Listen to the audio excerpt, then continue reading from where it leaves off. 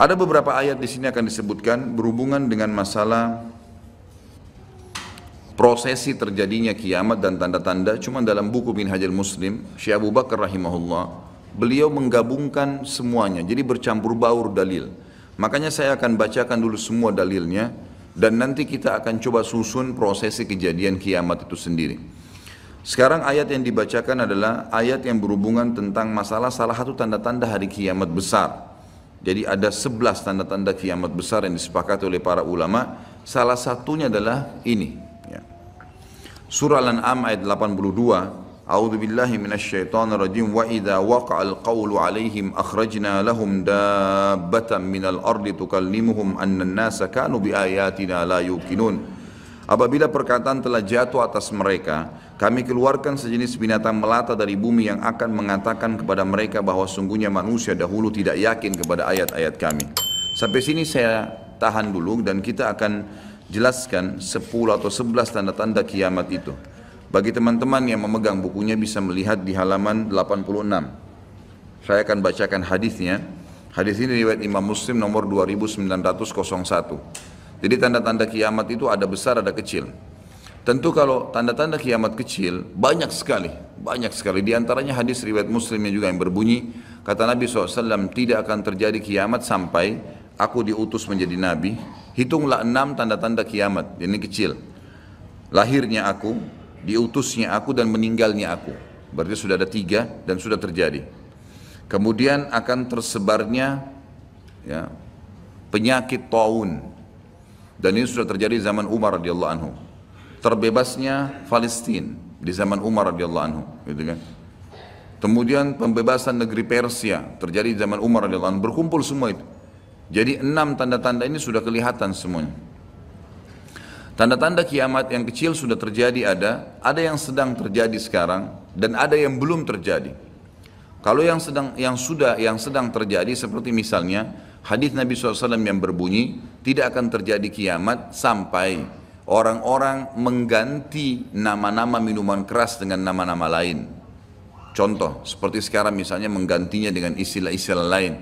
Ya nama inilah, ya merek itulah, ya cuman sekian 5% alkoholnya dan seterusnya. Hadis yang lain, tidak akan terjadi kiamat sampai zina tersebar, dianggap biasa, dan juga banyaknya laki-laki yang menyerupai perempuan. Dan juga minuman keras dianggap sebagai minuman yang biasa. Hadis sahih semuanya. Jadi ini semua kita lihat depan mata kita sedang terjadi. Ya, sedang terjadi. Kemudian yang belum terjadi itu seperti misalnya kalau tanda-tanda kiamat kecil terakhir sekali namanya Malhamah Kubra. Peperangan besar antara kaum muslimin dengan orang-orang Nasrani. Yang ini disebutkan panjang lebar dalam hadis Bukhari lebih dari 3 lembar kalau tidak salah. Hadis ini berbunyi, kata Nabi SAW, kalian akan bersatu dengan Bani Asfar. Bani Asfar ini sebenarnya lebih tepatnya orang-orang Rum, ya, orang-orang Nasrani. Mereka akan bersatu, kalian akan bersatu dengan mereka untuk memerangi satu kaum, tapi tidak disebutkan kaum ini siapa. Yang jelas kita akan bersatu satu waktu dengan kelompok-kelompok Nasrani ini, kemudian kita bersatu memerangi satu kaum. Allahu alam siapa mereka. Sebagian ulama berijtihad mengatakan komunis, ada yang mengatakan kapitalis dan segala macam istilah, tapi kita beriman bahwasanya itu akan terjadi. Ringkas cerita, kalian akan memenangkan peperangan, pasukan tahaluf ini, sekutu ini akan menang. Kemudian setelah itu bubarlah semua pasukan dan tersisa pasukan di negeri Syam. Dan dari hadis ini juga ulama sekarang mengatakan kasus Syria ini akan berakhir dengan sendirinya, karena memang hadis ini menjelaskan adanya ketentraman di negeri Syam, ya, sebelum terjadi tanda-tanda kiamat besar. Pada saat itu pasukan muslimin, ya, sedang pulang ke negeri Syam bersama dengan pasukan Bani Asfar ini, ya, suku yang dikatakan dari bangsa Romawi. Kemudian mereka mengangkat bendera salib sambil mengayungkan dan mengatakan, kamilah yang telah memenangkan peperangan ini. Maksudnya kekuatan Nasrani. Maka yang muslim sempat teman-teman mereka mengatakan, ini kan kita sekutu, bagaimana caranya kalian mengaku ya memenangkan sendiri. Terjadi cekcok di antara mereka. Lalu kata Nabi SAW, akhirnya segelintir muslimin yang ada di situ Allah karuniakan mereka mati syahid, terbunuh semua. Lalu hari kedua beberapa muslimin bersatu untuk ya berperang dan mereka juga dikaruniakan Allah mati syahid. Hari ketiga berkumpul lagi muslimin untuk mereka berpegang pada satu kesepakatan untuk tidak akan membiarkan bahwasanya orang-orang Nasrani menganggap menang sendiri. Maka akhirnya hari ketiga pun mereka diikram oleh Allah, dikaruniakan syahadah, mati syahid. Nanti hari keempat barulah berkumpul seluruh muslimin dari seluruh penjuru bumi. Lalu terjadilah perang besar antara kalian dengan Bani Ahmar, dan mereka dibawa naungan 80 bendera. Sebagian ulama hadis mengatakan mereka dibawa 80 negara. Jadi perang besar-besaran. Dan di dalam kegiatan orang-orang Nasrani, di sebagian pastor dan pendeta, mereka menamakan akan terjadi nanti perang salib besar, puncak daripada penentuan siapa yang menang dan siapa yang kalah. Kita sebagai orang muslim bukan sedang memicu emosi untuk mempersiapkan diri, tapi memang ini hadis Nabi SAW, wahyu yang menyampaikan kita akan berperang melawan mereka, dan ini perang besar-besaran seluruh dunia akan terjadi. Maka kalian pun akan berperang, tapi tidak disebutkan waktunya berapa lama, sampai pasukan kalian menembus wilayah Rum dan kalian berhasil menjebolkan temboknya dengan takbir dan tasbih, berzikir. Dan tembok ini sebagian ulama mengatakan adalah Vatikan, karena memang satu-satunya markas orang-orang Nasrani yang menggunakan pintu gerbang. Kalau dibuka dianggap ada sebuah keputusan penting, kalau ditutup berarti sudah segala macam ya yang mereka kultuskan sekarang. Temboknya itu akan rubuh dengan takbirnya muslimin. Sebagian ulama hadis mengatakan karena banyaknya jumlah pasukan sampai akhirnya suara mereka begitu bergemuruh dan akhirnya meruntuhkan tembok itu. Allahu a'lam, itu makna hadis. Kemudian pada saat itulah syaitan, iblis menjelma jadi manusia, lalu teriak di tengah-tengah pasukan muslimin berkata, wahai muslimin, Dajjal sudah keluar di tengah-tengah kalian. Dajjal sudah keluar di tengah-tengah kalian. Maka teriakan ini membuat pasukan muslimin, mereka tahu benar pada saat itu hadis Nabi SAW yang berbunyi, diriwayatkan Imam Bukhari Muslim, kalau kalian dengarkan Dajjal keluar di satu lokasi, maka selamatkanlah diri kalian walaupun ke gunung-gunung, gitu kan. Janganlah seseorang dari kalian berkata imannya kuat lalu dia sengaja menemui Dajjal, akhirnya dia menjadi pengikutnya. Jadi para mujahidin tahu masalah itu. Mereka bukan tidak berani, tapi mereka mengikuti sabda Nabi SAW. Maka mereka pun akhirnya pada pulang masing-masing. Kata Nabi SAW, mereka pun bubar ke wilayah masing-masing. Pada saat mereka tiba di wilayahnya, ternyata Dajjal tidak ada. Itu berita dusta. Dan pada saat itulah Dajjal keluar. Pada saat itulah Dajjal keluar. Dan Dajjal adalah tanda-tanda kiamat besar yang pertama. Tanda-tanda kiamat besar yang pertama. Jadi ini akan terjadi. Ini sekaligus saya menitik beratkan, ya, tidak bolehnya sembarangan orang ngomong. Sekarang soalnya ada beberapa orang, semoga Allah berikan hidayah, menentukan tahun ya akan terjadi kiamat. Bagaimana caranya menentukan tahun? Ini tanda-tanda depan mata kita masih ada yang belum terjadi. Dan ini peperangan besar seluruh dunia, ini nggak main-main, ini bukan perang 1-2 hari. Ini peperangan yang besar sekali, gitu kan? Jadi Allahu alam kita masih menemukan atau tidak, tapi yang jelas menurut tanda-tanda sekarang kita masih ada di fase-fase tanda-tanda kiamat kecil yang sedang terjadi, tapi kita menyampaikannya, gitu kan? Yang jelas ini sesuatu yang masih Allahu alam berapa lama, tapi dari hitungan tahun tidak mungkin 20-30 tahun. Bukankah banyak orang menebak-nebak tahun 2000 sekian akan kiamat, 2000 sekian akan kiamat? Ini semua dari mana? Kita punya kiai dan guru kita Nabi Muhammad SAW menyampaikan kepada kita tanda-tandanya ada sebelum terjadi kiamat. Tanda-tanda itu tidak akan terjadi kiamat. Kemudian kita akan masuk menjelaskan teman-teman sekalian tanda-tanda kiamat besar. Ada 11 yang disepakati tanda-tanda kiamat besar, sebagaimana disebutkan di dalam hadis riwayat Imam Muslim. Yang pertama adalah keluarnya Dajjal, dan Dajjal ini diambil dari kata-kata Dajjala yang berarti kekacauan. Dan ini digunakan untuk nama seseorang yang memang akan dikeluarkan oleh Allah Azza wa Jal sebagai fitnah bagi kaum muslimin. Makanya kita dalam tahiyat membaca wa'udzubika min fitnatil masih dajjal, dan jauhkanlah kami dari fitnahnya masih dajjal. Nanti akan saya paparkan panjang lebar. Yang kedua adalah sementara Dajjal membuat kerusakan di muka bumi, maka akan keluar Mahdi, yang kata Nabi SAW akan keluar seseorang yang sama namaku, Muhammad bin Abdullah, akan sama paras wajah dan poster tubuhku, sama persis dengan Nabi SAW, alisnya, matanya, kulitnya, dan dari keturunanku, dari kota Madinah. Jadi kan sebagian ulama hadis mengatakan ini kemungkinan dari turunan Hasan radhiyallahu anhu, karena memang sekarang yang banyak di Madinah itu turunan Hasan radhiyallahu anhu. maka dia akan keluar dan Allah mengubahnya dalam sehari semalam. Kemudian dia keluar dari Madinah ke Mekah lalu dibayat dengan 300 orang, lalu kemudian mereka membentuk pasukan untuk mengejar Dajjal. Kemudian yang ketiga, pada saat itu, nanti akan saya jelaskan penyelidikan ini garis umumnya dulu. Yang ketiga akan turun Nabi Isa alaihissalam.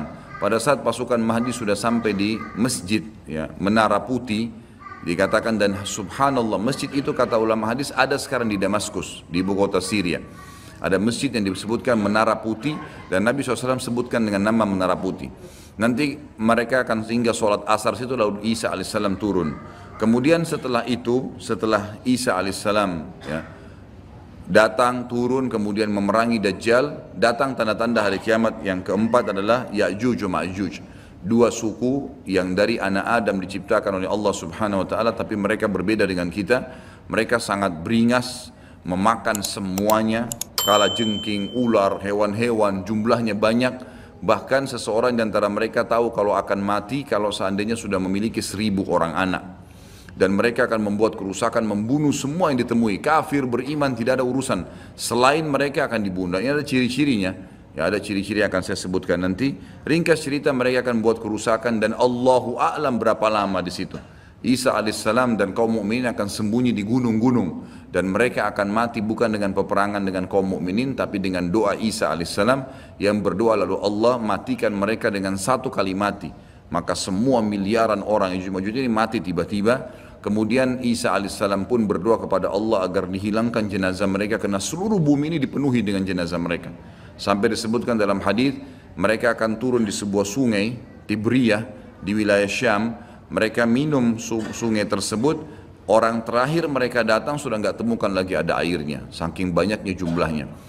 Dan saya pernah tanyakan ke dosen saya sendiri waktu tingkat 3 kuliah bicara masalah Ya'juj Ma'juj ini, saya bilang, Syekh, apakah ada orang dari kita yang ikut dengan pasukan mereka? Maka syekhnya mengatakan sama sekali tidak ada. Karena kita beranjak daripada hadis Nabi SAW, seseorang yang antara mereka tahu dia akan mati kalau sudah punya 1000 orang anak. Dan mereka akan membunuh semua selain mereka. Jadi ada ciri khasnya sendiri. Kemudian setelah mereka mati pun, Isa alaihissalam berdoa, lalu Allah SWT datangkan burung-burung yang besar dari arah barat, yang mencengkram mereka satu-satu, lalu dibuang ke lautan ke arah timur. Kemudian Allah turunkan hujan yang membersihkan kotoran-kotoran mereka. Jadi sudah ada tanda-tanda kiamat pertama Dajjal, nanti akan saya ceritakan ceritanya. Kemudian ada Mahdi keluar dari Madinah, kemudian turunnya Isa alaihissalam, kemudian Ya'juj Ma'juj. Setelah berjalannya waktu maka akan terjadi orang-orang kufur kembali kepada risalah langit. Setelah pada saat itu Isa alaihissalam sudah meninggal dunia, sudah mulai sebenarnya tentram, orang sudah mengenal Allah, tapi dengan berjalannya waktu manusia mulai lalai, mulai lagi kembali menyembah berhala, mereka lagi berbuat zina, mereka melakukan kekacauan, maka keluar tanda-tanda kiamat besar yang kelima, yaitu keluarnya dabbah atau hewan melata. Yang hewan melata ini akan keluar dari tanah, berbentuk seperti hewan, tapi dia bisa berbicara, dan dia membawa cap, yang dia mencap orang beriman dan orang kafir. Setiap kali mereka buat kesalahan, ya diingatkan oleh dabbah ini, kalau kamu sedang lalai dari jalan Allah, kembalilah. Dan itu tadi yang ayat yang kita bacakan surah An-Naml ayat 82. Kemudian setelah itu datang tanda-tanda kiamat yang keenam. Setelah keluarnya dabbah, maka akan terjadi 6, 7, 8 sekaligus tanda-tanda kiamat ini. Yaitu terjadinya longsor besar di wilayah timur Jazirah Arab. Tepatnya wilayah timur itu Irak, Iran, Afghanistan, Rusia, itu wilayah timur Jazirah Arab. Akan terjadi longsor besar yang tidak bisa lagi ditutup. Dan terjadi juga longsor besar, tanda-tanda kiamat yang ketujuh, itu adalah di Jazirah Arab dan juga terjadi di wilayah baratnya Jazirah Arab, yaitu wilayah Afrika. Dan ini juga akan longsor besar, gitu kan. Kemudian terjadilah tanda-tanda kiamat yang selanjutnya, yang ke berapa? 9. Keluarnya api dari wilayah Ka'rul Aden namanya, atau wilayah padang pasirnya wilayah Aden. Aden salah satu kota di Yaman, gitu kan. Dan sekarang ini sudah ada diangkat di YouTube, dicuplikan, dan saya pernah lihat sebagian padang pasir wilayah Aden ini yang disebutkan dengan Ka'ril Aden itu memang tidak ada orang yang tinggal situ karena panasnya, gitu kan. Dan ada wilayah padang pasir yang sempat terbelah dan mereka melihat dan diteliti secara ilmiah di bawah itu ada api yang sangat besar. Jadi ini sudah disebutkan dalam hadis Nabi Sallallahu Alaihi Wasallam. Kemudian selanjutnya akan terbit matahari dari barat sebagaimana dia biasa terbenam dari situ. Ini ada berapa? 10 ya? Berarti ada satu yang tertinggal ya. Iya, keluarnya asap, maaf. Jadi sebelum terjadinya longsor 6, 7, 8 tadi, yang keenamnya itu adalah kelihatannya kabut. Di seluruh muka bumi ini akan terjadi kabut yang menutupi bumi ini, dan semua dunia ini akan melihat kabut itu dalam beberapa waktu. Inilah 11 tanda-tanda kiamat besar. Baik, kita akan rincikan dengan izin Allah satu persatu. Kalau terjadinya atau keluarnya Dajjal, ini disebutkan dalam banyak hadis, banyak sekali, dan ini yang paling banyak diingatkan. Di antaranya hadis Bukhari yang berbunyi, kata Nabi SAW, tidak ada seorang Nabi pun kecuali sudah mengingatkan kaumnya tentang si buta sebelah kanan. Ya. Jadi memang dia cirinya buta sebelah kanan. Dajjal memiliki ciri khas, rambutnya keriting, kemudian kulitnya mendekati hitam. Ya. Jadi sawo matang, badannya kekar, kemudian dahinya lebar, ya. Dan orangnya mata kanannya rusak seperti anggur yang sudah rusak. Dan kata Nabi SAW, ingatlah dia akan mengaku sebagai Tuhan, dan ketahuilah Tuhan kalian Allah tidak buta sementara dia buta. Kemudian orang-orang pada bertanya, ya Rasulullah, bagaimana bisa orang mengikutinya? Kata Nabi SAW, pada saat itu dunia akan ditimpa kelaparan, dan Dajjal memiliki bergunung-gunung makanan. Ini bahasa wahyunya begitu. Allahu alam seperti apa, yang jelas dia bergunung-gunung memiliki makanan, dan dia akan melewati seluruh muka bumi ini. Tidak ada satu tempat pun kecuali dia akan lewati, melainkan akan dilewati kecuali Madinah dan Mekah. Itu yang dia tidak bisa masukin. Dajjal akan membuat kerusakan di muka bumi 40 hari. Satu hari pertama seperti setahun, satu hari kedua seperti sebulan, satu hari ketiganya seperti sepekan, dan sisa harinya seperti hari-hari kalian. Berarti setahun, 2 bulan, 2 pekan. Dan ini kemungkinan kata sebagian ulama, dia akan menggunakan teknologi yang ada sekarang. Karena Nabi SAW mengatakan akan keluar Dajjal dari wilayah Yahudiyah di Khurasan. Wilayah Yahudi ini subhanallah, sekarang di Iran ada satu perkampungan namanya Yahudiyah, diberikan nama itu, dan mayoritas penduduknya orang Yahudi. Kata Nabi SAW, Dajjal akan keluar dari wilayah Yahudiyah di Khurasan. Khurasan itu Iran, gitu kan?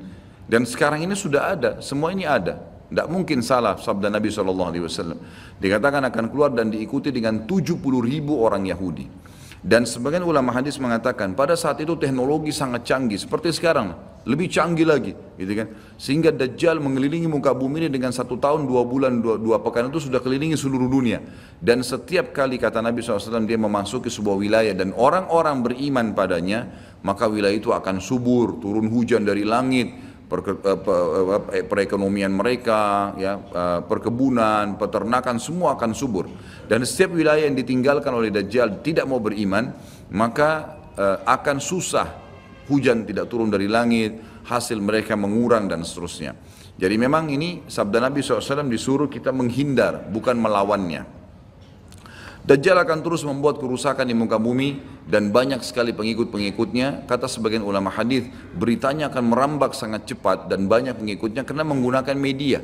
Kemungkinan menggunakan media kayak kisah sekarang merambat luar biasa, mudah ditangkap informasinya.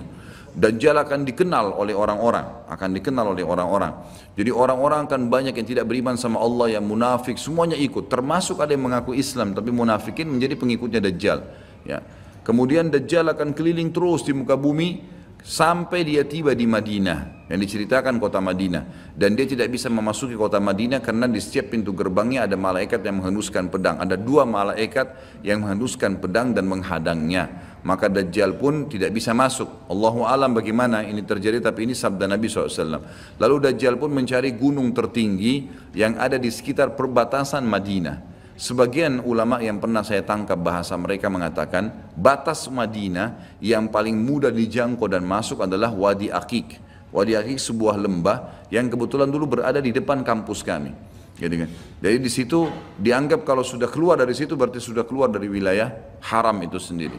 Allahu alam, ini ijtihad tentunya. Tapi yang jelas Dajjal akan naik ke atas sebuah gunung, kemudian dia berkata kepada para pengikutnya, apakah kalian melihat istana putih itu? Maka mereka semua melihat ke arah Masjid Nabawi, Lalu mereka mengatakan, iya, kata Dajjal, itulah istananya Muhammad yang aku tidak bisa jangkau. Dan subhanallah, sekarang Masjid Nabawi warnanya seperti istana putih, gitu kan? Tanpa disadari dengan menggunakan marmer putih, besar, begitu juga dengan perluasannya nanti. Memang kalau dari kejauhan seperti istana yang sangat mewah, gitu kan? Ringkas cerita, Dajjal pun akhirnya sebelum pergi, dia sempat menyentakkan kakinya, kata Nabi SAW, sehingga membuat terjadilah gempa di Madinah dan membuat seluruh orang munafik di Madinah keluar jadi pengikutnya. Jadi gempa dan hanya tinggal di sana orang-orang beriman. Hanya tertinggal di sana orang-orang beriman. Lalu keluarlah sebelum Dajjal pergi, keluarlah satu anak muda yang kata Nabi SAW orang terbaik pada saat itu. Orang terbaik pada saat, orang yang paling luar biasa imannya. Masih muda di sini ulama mengatakan istilah syab dalam bahasa Arab bisa dari mulai balik 12 tahun sampai 40 tahun. Nanti keluar seorang anak muda yang diistilahkan syab antara umur ini, kemudian keluar dan sempat melihat Dajjal. Maka Dajjal pun mengatakan, menangkapnya segera dan mengatakan, saya Tuhanmu. Maka orang tersebut mengatakan, kau adalah Dajjal yang telah diceritakan oleh Nabi SAW. Karena dalam hadis yang lain dikatakan setiap orang mukmin bisa melihat di dahinya tulisan kafara yang berarti kufur. Dia bisa membaca bahasa Arab atau tidak, tapi dia akan bisa membaca dengan hikmah Allah. Matanya orang mukmin bisa melihat itu sehingga dia tahu ini adalah Dajjal. Kemudian Dajjal pun mengambil gergaji dan membelah dua dari kepala sampai kemaluannya sehingga anak muda itu terbelah dua dan Dajjal melewati tengah-tengahnya dan seluruh pengikutnya bersorak-sorak. Lalu Dajjal berkata, bangkitlah, bangkit kembali bersatu. Lalu kata Dajjal, apa kau sudah yakin saya Tuhanmu? Maka Dajjal mengatakan, maka anak muda itu mengatakan, justru saya tambah yakin kau adalah Dajjal. Setelah itu dia berusaha membunuhnya tapi dia tidak mampu lagi. Allah sudah selamatkan. Maka Dajjal pun meninggalkan lokasi tersebut. Lalu puncaknya Dajjal menuju ke Palestina. Dan dia akan bermarkas di sebuah tempat namanya Babulut. Babulut dalam hadis. Subhanallah, sekarang ini sudah ada kota di Israel yang mereka rebut wilayah Palestina, sebuah seperti kecamatan, ya, kalau yang saya tangkap, saya pernah ada cuplikannya, itu ternyata diberikan nama Babulut oleh orang Yahudi. Dan ini disebutkan dalam hadis dengan lafaz itu Babulut, ya, Bablut, gitu kan. Ini subhanallah saya lihat cuplikannya Babulut, gitu. Ini luar biasa ini, seperti sabda Nabi SAW. Dan sekarang mereka lagi fokus membangun, menjadikan wilayah itu wilayah yang paling mewah di Israel. Subhanallah, gitu kan. Dajjal akan menuju ke sana dan sementara dia menuju ke sana, setiap wilayah yang dia lewatin, salah satunya disebutkan dalam hadis Bukhari adalah dia akan melewatin satu wilayah yang sangat banyak masyarakatnya. Ya Allahu alam ini di mana?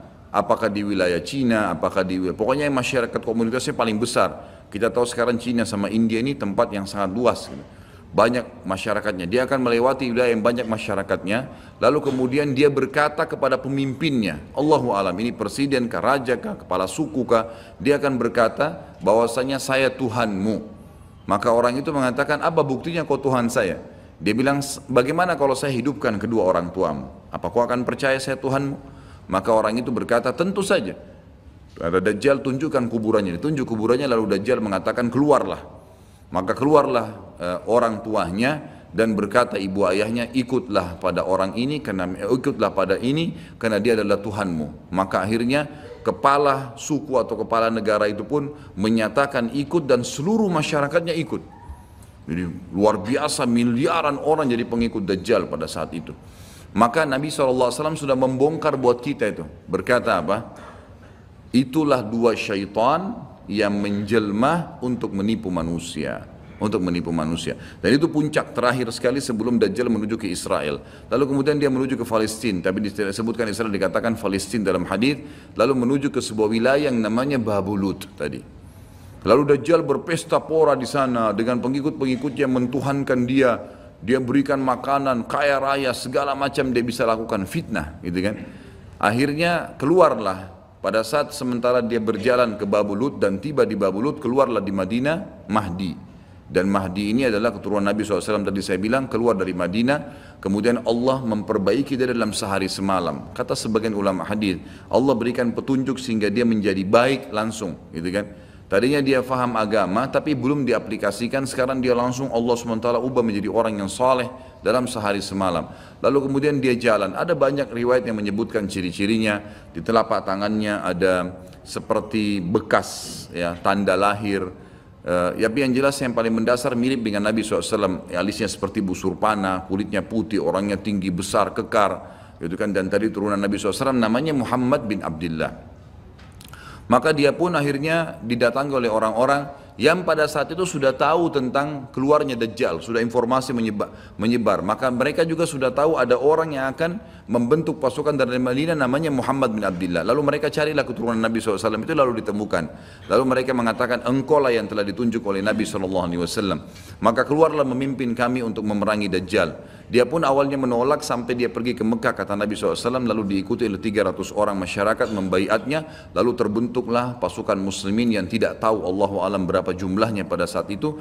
Lalu mereka menuju ke Palestina, melewati negeri Palestina, melewati negeri Syria, dan akhirnya mampir di Masjid Darul Baidha tadi, menara putih yang tujuannya untuk mengerjakan sholat asar. Dan pada saat itu terjadilah tanda-tanda kiamat besar ketiga, Isa alaihissalam akan turun. Kata Nabi SAW, Isa alaihissalam akan turun, rambutnya basah, meneteskan air, dan memegang dua sayapnya malaikat. Sebagian ulama hadis mengatakan pada saat itu kaum mukminin akan melihat malaikat yang membawa Isa alaihissalam. Kemudian dia turun dan dia masuk. Kemudian kata Nabi SAW, Mahdi adalah satu-satunya orang, ya, salah satu orang yang Nabi sholat jadi makmum di belakangnya. Karena waktu turun Nabi Isa, orang sudah tahu semua ini akan turun, lagi berkumpul gini mau sholat, pas mau iqamah sholat Isa alaihissalam turun. Dan orang-orang sudah mengatakan Isa sudah datang. Jadi informasi pasti, bukan lagi yang diragukan, bukan masih nebak ini Isa atau bukan, mereka sudah tahu. Turunnya kelihatan dan mereka masuklah. Lalu kemudian Mahdi mengatakan, silakan memimpin hai Nabiullah. Kata Nabi Allah, imam dari diri kalian, dari kalian sendiri, dari kaum muslimin. Maka akhirnya dia pun menjadi imam. Kemudian terbentuklah pasukan tersebut, tiba di Babulut. Saya tutup dengan kisah Babulut ini. Pada saat tiba di Babulut, ya, tiba di Palestina, maka Dajjal tidak tahu yang datang ini siapa. Disebarkan berita oleh pengikutnya mengatakan, hai Dajjal, sudah datang pasukan yang ingin memerangi kita. Lalu Dajjal mengatakan, siapa yang berani mengalahkan saya? Siapa yang bisa? Bukakan pintu gerbang, kita tantang. Dia nggak tahu kalau Isa alaihissalam yang datang. Kemudian pada saat dibukakan, Dajjal dengan sombongnya, dia tahu dia tidak mati, gitu kan? Punya kekuatan super yang luar biasa. Begitu dibuka pintu gerbang, dia sengaja nunggu di pintu gerbang untuk menunjukkan, mendemonstrasikan kemampuannya di depan para pengikutnya. Ternyata waktu dibuka pintu gerbang, Isa alaihissalam di depan pasukan muslimin. Dan akhirnya begitu melihat Isa, dia coba melarikan diri dan badannya meleleh seperti melelehnya lilin, gitu kan? Jalan terus meleleh sampai akhirnya Isa alaihissalam mengejarnya sambil mengatakan, wahai musuh Allah, sudah saatnya kau mati. Diletakkan di tanah, ditekan oleh Isa alaihissalam, lalu kemudian ditombak di antara dua matanya dengan tombak emas, yang akhirnya membuat Dajjal mati. Pada saat itu pun Yahudi mengetahui masalah itu, sehingga mereka menyebar. Ya, mereka menyebar dan Isa alaihissalam sudah tahu instruksi dari Allah untuk membunuh semua pengikut Dajjal. Maka semua pun pengikut Dajjal dari Yahudi ini menyebar di bawah pohon, di atas batu, dan semuanya akan berbicara mengatakan, hai muslim, ini Yahudi, bunuhlah dia. Maka semuanya pun dibunuh oleh kaum muslimin kecuali satu pohon, pohon garkat. Pohon garkat ini pohon yang punya duri dan buahnya pahit. Dulu di kuburan Baqi cukup banyak, ya. Sekarang subhanallah di Israel paling banyak ditanam pohon garkat karena mereka tahu bahwasanya itu tidak akan berbicara untuk menunjukkan siapa mereka. Jadi kebodohan orang Yahudi tahu kebenaran ini tapi mereka tidak beriman. Makanya wajar Ibnu Abbas berkata dalam nama ghairil maghdubi alaihim, bukan orang yang durmuka adalah Dajjal, adalah orang-orang Yahudi karena kebodohannya. Maka pada saat itu pun dibunuhlah semuanya. Dan termasuk kata ulama hadis sebenarnya yang sembunyi di sekitar pohon garkat. Garkat ini tidak bicara, hai muslim ini Yahudi. Tapi orang Islam pada saat itu kata ulama hadis mengetahui kalau ini pohon garkat. Mengetahui kalau ini pohon garkat. Jadi memang sudah punya gambaran. Sehingga walaupun sembunyi di pohon garkat tetap akan dibunuh oleh kaum muslimin. Karena orang-orang Yahudi tidak mengikrarkan syahadat. Mereka walaupun sudah tahu kebenaran, mereka memang tidak mau syahadat. Makanya Nabi SAW mengatakan, jangankan Isa alaihissalam, Nabi Muhammad SAW saja di zamannya, kata beliau kalau ada 12 orang dari Yahudi yang mengucapkan syahadat, beriman pada saya, maka seluruh Yahudi akan beriman. Saking sulitnya, 12 orang saya sudah cukup. Tapi pada saat itu pun sama, walaupun dibunuh mereka tidak mau beriman kepada Allah SWT. Ini juga terjadi pada saat terjadi pembunuhan suku Quraidah Jadi pada saat itu Nabi SAW mengepung mereka, diberikan kesempatan untuk taubat. Mereka tidak mau, akhirnya mereka menganggap kalau dibunuh oleh Nabi SAW, dibunuh oleh kaum muslimin, mereka akan menuju ke surga, gitu kan. Jadi mereka pasrah dengan dibunuh, mereka anggap itu akan menuju ke surga. Dan ini kebodohan, ya, ini kebodohan. Maka pada saat itu selesailah urusan orang-orang Yahudi ini, dan Isa alaihissalam akan memimpin di muka bumi selama, ada riwayat mengatakan 7 tahun, ada yang mengatakan 40 tahun. Membuat keadilan, dan Isa akan membunuh semua babi, menghancurkan semua salib, dan tidak ada rumah satupun kata Nabi SAW di muka bumi kecuali akan masuk ke dalam Islam, baik dalam keadaan mulia ataupun menolak, terhina. Jadi sudah tidak ada, seluruh muka bumi ini akan jadi Islam pada saat itu. Jadi sampai sini insya Allah bahasan kita akan lanjutkan nanti, pertemuan akan datang, dan silakan kalau ada pertanyaan ditulis di kertas, setelah sholat kita akan bahas. Dan kita akan mulai Ya'juj Ma'juj dan sisa-sisa lainnya nanti kita akan bahas pada pertemuan akan datang. Mungkin begitu. Subhanakallahumma bihamdika asyhadu an la ilaha illa anta astaghfiruka wa atubu ilaik. Wassalamualaikum warahmatullahi wabarakatuh.